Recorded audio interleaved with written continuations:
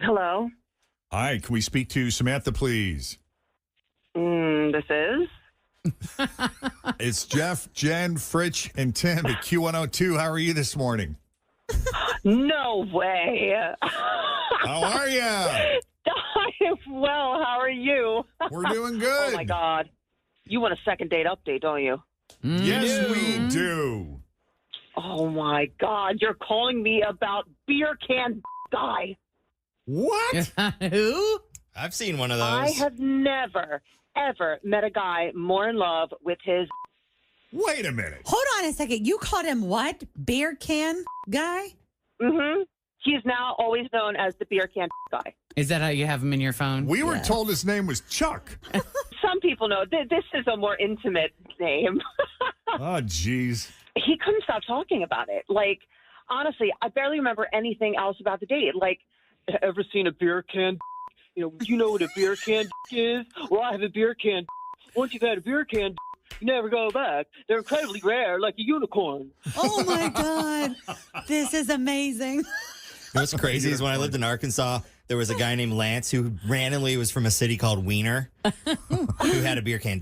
Really? That's amazing. Except, was it like I did not have any How do you know intimacy with that? him. He just liked to whip it out and show people. and show people? Yeah. And it was the size of a beer can when it was Oh, it's like, not in all its glory? yeah. When Oh. it just hanging there flaccid, looking like that. Oh, flaccid? was a Whoa, big it's one. kind of scary. Yeah, I don't know. I would say I've maybe comparable with someone one time that was, I don't know if it was quite as the width of the beer Girth? can, but it was definitely short in girth. Huh. Where are you putting that?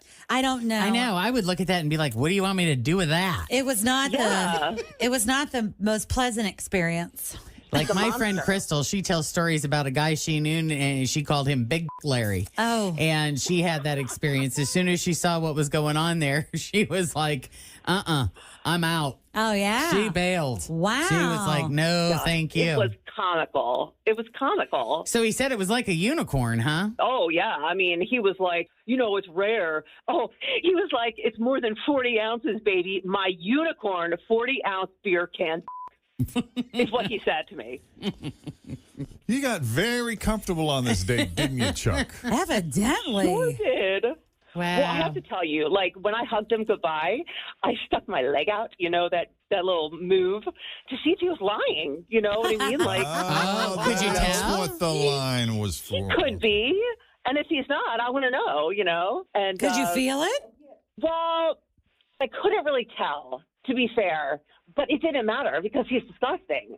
Like, who does that on a first date? It's not really a great selling point. No. And also, if you don't have something to back it up, you're just setting yourself up for disaster.